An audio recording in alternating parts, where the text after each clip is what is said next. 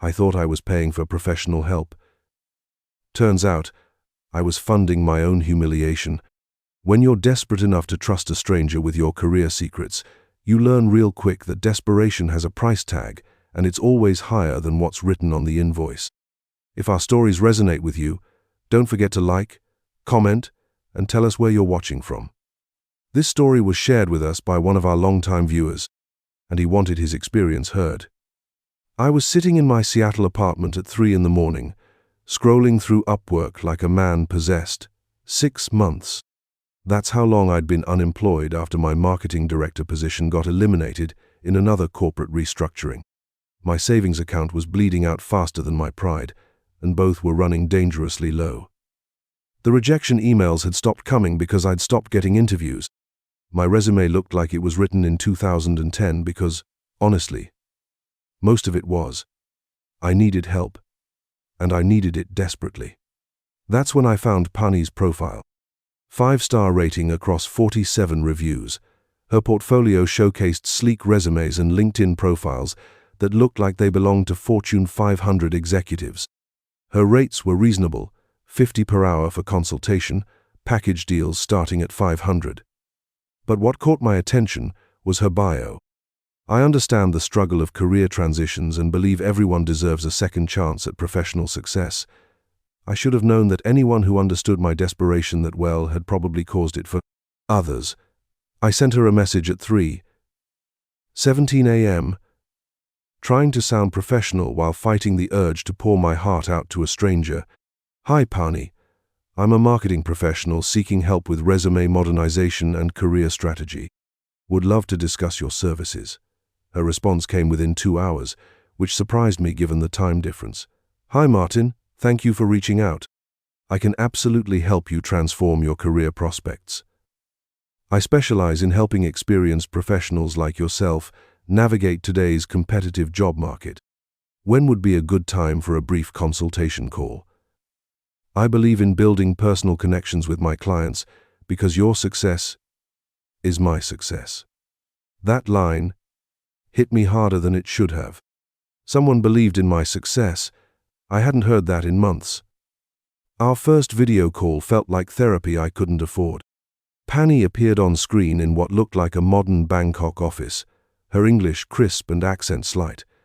She had this way of listening that made me feel like every word mattered.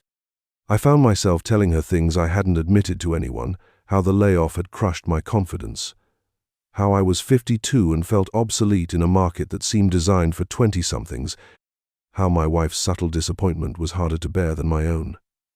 Martin, I hear the frustration in your voice, and I want you to know that what you're experiencing is completely normal, she said, taking notes on a tablet while maintaining eye contact. The job market has changed dramatically, but your experience is valuable. We just need to package it correctly for today's hiring managers. She asked detailed questions about my previous roles, my industry contacts, my salary expectations. She wanted to know about specific achievements, company cultures, even office politics from my last job. Understanding your complete professional history helps me craft a narrative that showcases your unique value proposition, she explained. After 90 minutes, she presented her recommendation, a complete career transformation package for $800. New resume, LinkedIn optimization, cover letter templates, and industry positioning strategy. Most of my clients see interview requests within 2 weeks of implementing their new materials, she assured me. I agreed immediately. For the first time in months, someone believed I was worth investing in. I sent the payment before the call ended, desperate to maintain the momentum of hope she'd created. I'm so excited to work with you, Martin. This is going to be the beginning of something wonderful for your career, she said as we ended the call. I believed her completely.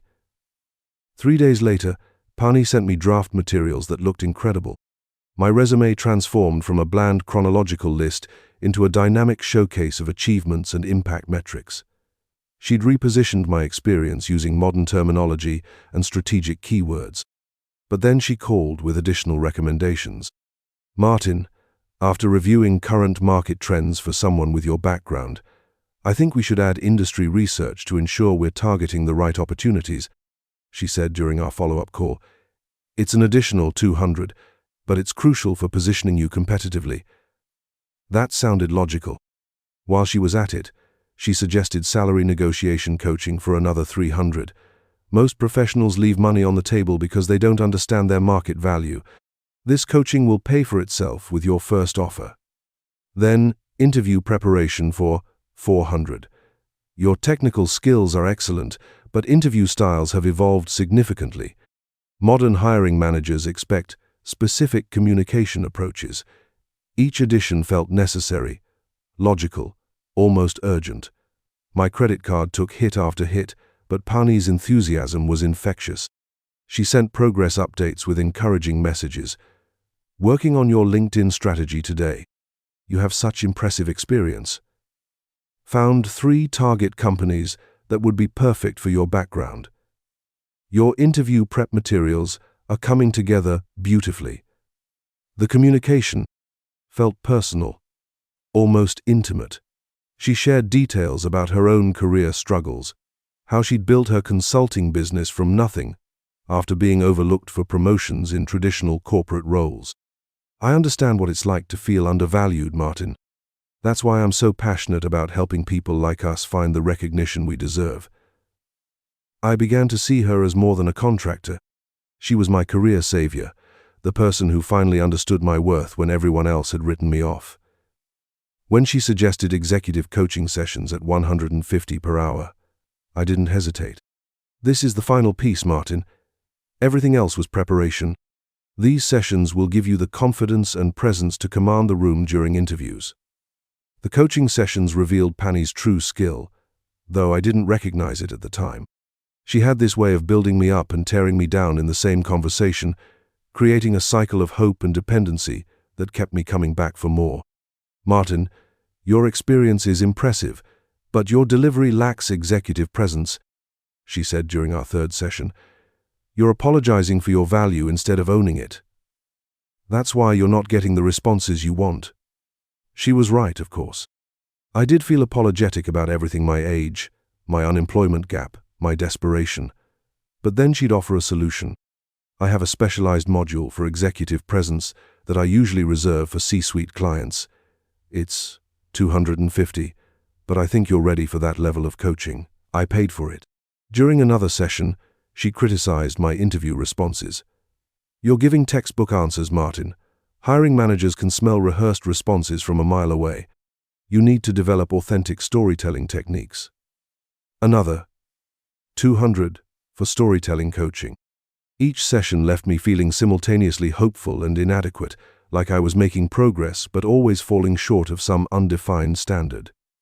She recorded all our sessions for my reference, she explained. Sometimes clients don't remember the valuable insights we uncover. These recordings help you review and internalize the coaching. I thought it was thoughtful. I was sharing my most vulnerable admissions about career failures, financial stress, and personal insecurities with someone who was supposedly helping me overcome them. The recordings captured everything: my fears about being too old for modern workplaces, my anxiety about salary negotiations, my admission that my marriage was straining under financial pressure. It's completely normal to feel this way, Martin. She'd reassure me after each vulnerable confession. That's what makes you human and relatable. We just need to channel these emotions productively. I trusted her with my deepest professional and personal fears, not knowing she was cataloging them for purposes I couldn't imagine. By week 6, Pani had expanded my support network significantly. She introduced me to her business partners, who could accelerate my job search in specialized areas. First came Jennifer, a LinkedIn optimization specialist who could increase my profile visibility for $250. Pani shared your background with me, and I think you're perfect for my premium networking service, Jennifer said during our introductory call. How did she know so much about my background already? Then Marcus, an industry insider who promised to connect me with decision-makers for a $400. Based on what Pani told me about your experience and goals, I have 3 contacts who would be very interested in speaking with you, he said. Again, he seemed to know intimate details about my employment history and salary expectations before we discussed them. Finally, Sarah, a career mentor who specialized in executives in transition, for 600. Pani briefed me on your situation, and I think my network could be transformative for someone with your profile, she explained. Each conversation felt scripted, rehearsed, like they were reading from the same playbook. They all knew specific details about my previous companies, my reasons for leaving, my financial pressures. Doubt crept in, but Pani's reassurances kept me trapped in the cycle. This is how professional networking works at the executive level, Martin. People talk, they share opportunities, they vouch for quality candidates. You're not paying for introductions, you're paying for endorsements from respected industry professionals.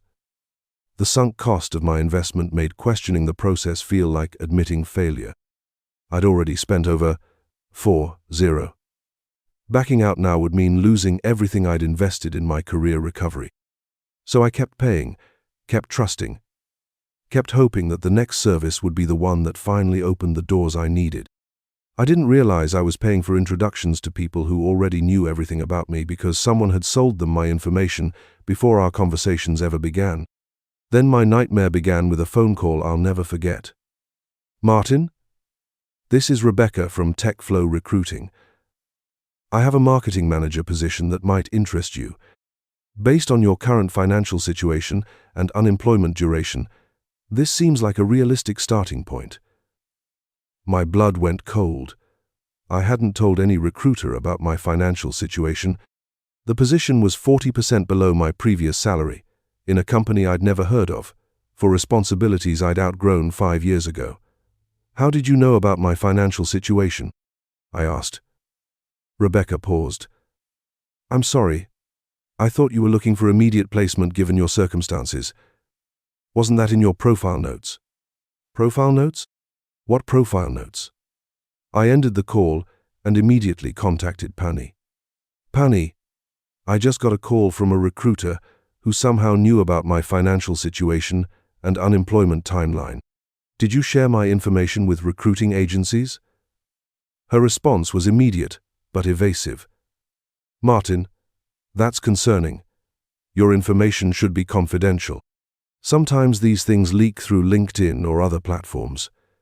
You know how these recruiters are, they make assumptions based on profile activity. She paused, then smoothly transitioned. Actually, this highlights why we need to schedule an emergency strategy session. We need to control your narrative before misconceptions spread further. I can fit you in for a crisis management consultation at 300. Even in my confusion, I noticed how quickly she turned my crisis into another revenue opportunity. But I was still thinking like her client, not her victim. I scheduled the session, desperate to stop whatever leak was damaging my professional reputation. During the call, she convinced me that aggressive networking was the solution. We need to flood the market with your correct information to counteract whatever false narrative is circulating, she explained. Another 500 for an accelerated outreach campaign. I paid it, not realizing I was funding the very system that was destroying my chances. The recruiter calls kept coming, each one more insulting than the last.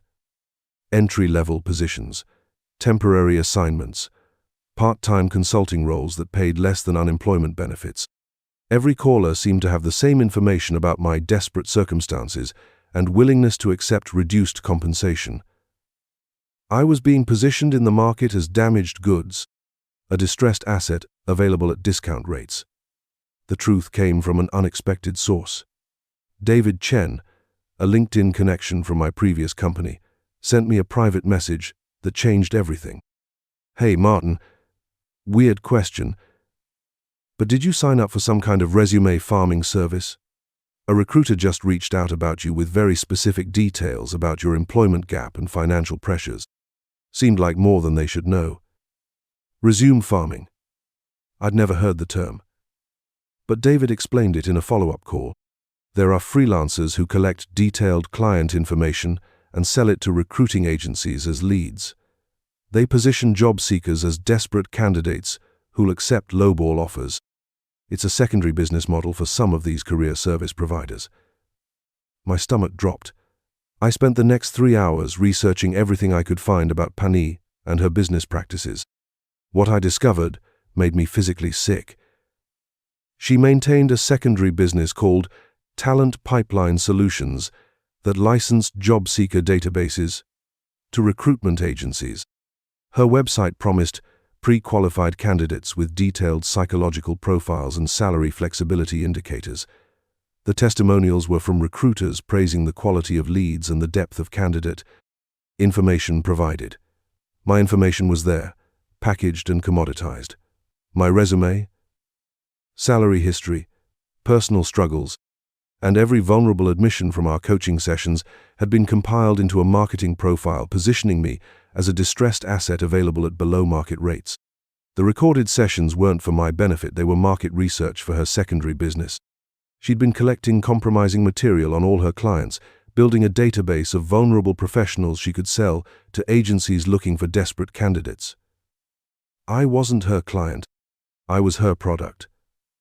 I demanded an immediate video call with Pani.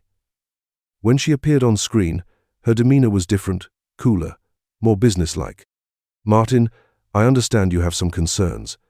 Let's discuss this professionally. Did you sell my information to recruiting agencies?" I asked directly.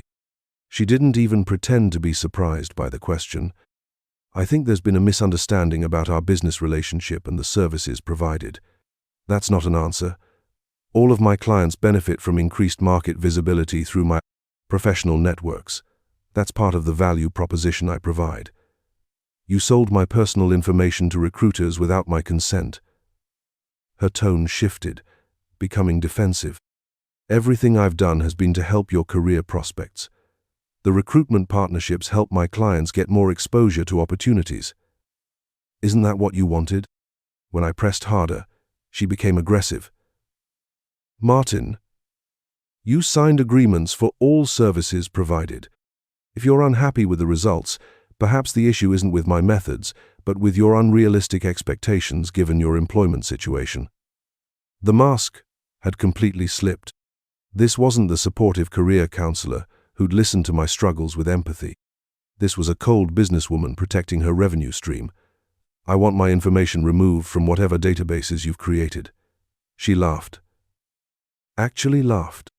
"That's not how this works, Martin.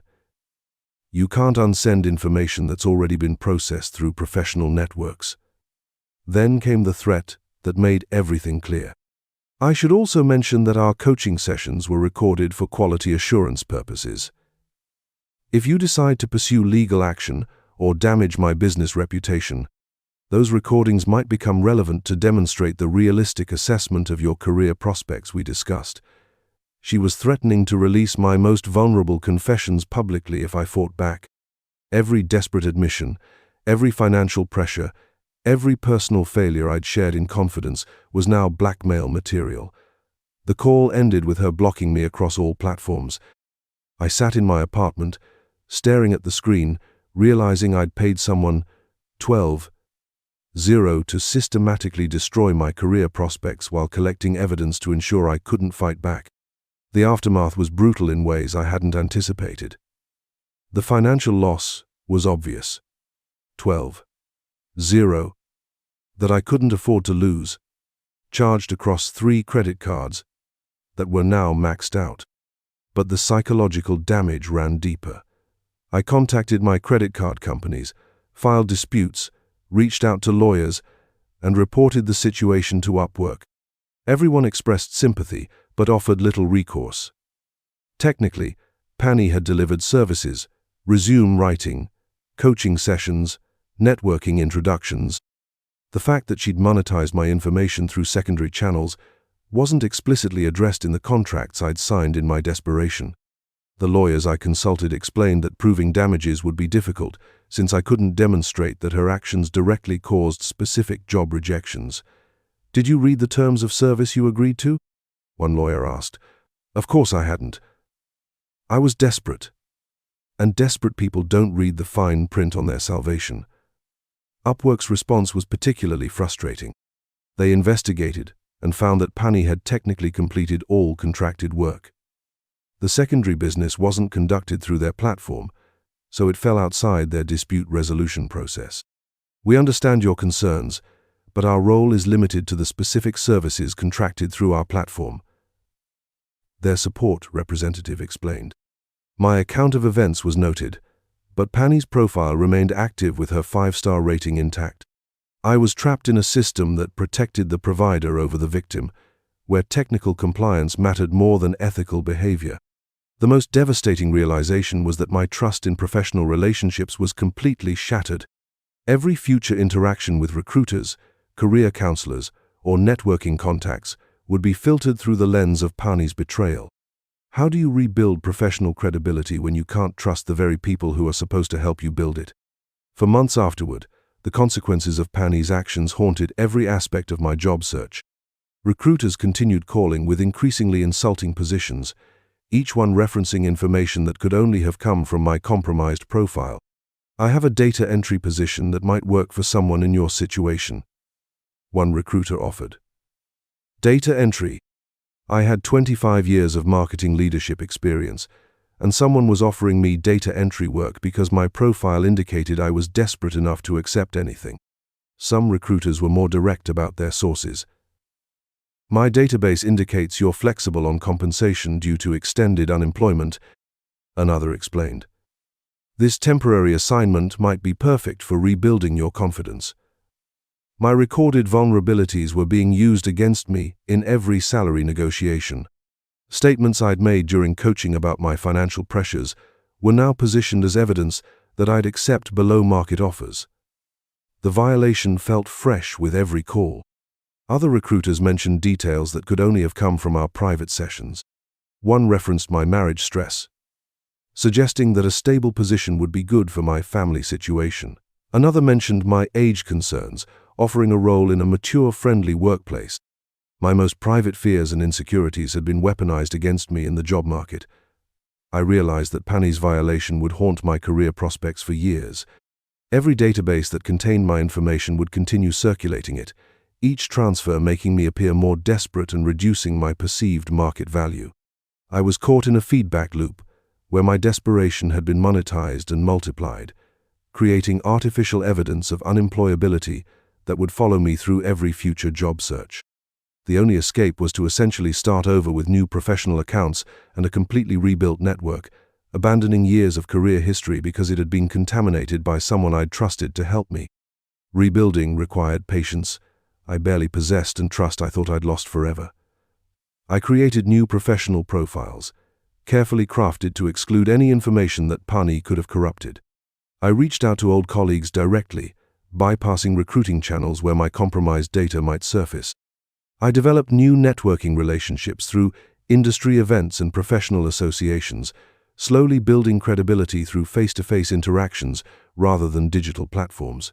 The process took nearly 2 years, but gradually I began receiving legitimate opportunities through clean channels. My eventual job came through a former colleague who recommended me directly to his new company's CEO. No recruiters, no databases, no digital footprints that could be traced back to Pani's manipulation, just personal vouching from someone who knew my work quality firsthand. The position paid fairly, respected my experience, and treated me like a professional rather than a charity case. But even in success, I remained hyper-vigilant about information security and professional relationships. The experience had taught me that desperation makes you prey in ways you can't anticipate. Professional predators like Pani specifically target vulnerable people because our circumstances make us easy to exploit and unlikely to fight back effectively. We're so grateful for any help that we don't question the helper's motivations until it's too late. I learned to recognize the warning signs I'd missed: too much early empathy, requests for detailed personal information, expanding service offerings that create dependency, and secondary revenue streams that aren't transparent. Most importantly, I learned that when someone promises to solve your problems too easily, they're probably creating new ones for profit. The digital age has created new vulnerabilities in professional relationships that we're not equipped to recognize or defend against. I share this story not for revenge, Pani is probably still out there collecting vulnerable people's information and calling it career services. I share it as a warning. When you're desperate, every offer of help looks like salvation, but some helpers are just predators with better marketing. The $12,000 I lost was expensive tuition for lessons I should have learned for free. Trust is a luxury the desperate can't afford, but skepticism is a necessity we can't afford to ignore. Your desperation is visible to people who know how to profit from it, and the internet has made finding desperate people easier than ever. Professional predators aren't necessarily foreign scammers or obvious criminals. They're often well-educated service providers who've discovered that vulnerable people pay more and complain less.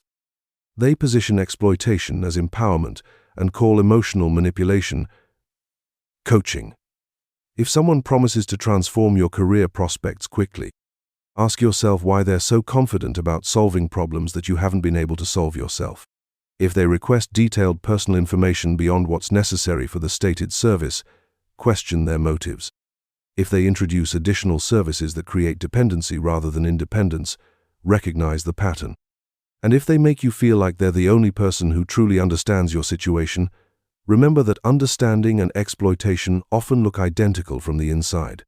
The hardest lesson was learning that my desperation had been both the cause of my victimization and the tool used against me. Pani didn't create my unemployment or financial pressure, but she weaponized it. She turned my legitimate need for career help into a revenue opportunity that prioritized her profit over my success. The tragedy isn't just the money lost or the career damage sustained, it's the realization that people will systematically exploit your lowest moments for financial gain and call it professional services. In the end, I paid $12,000 to learn that trust is a luxury the desperate can't afford, but it's a lesson that potentially saved me from much larger losses in the future. Sometimes the most expensive education provides the most valuable knowledge, even when you never wanted to enroll in the class.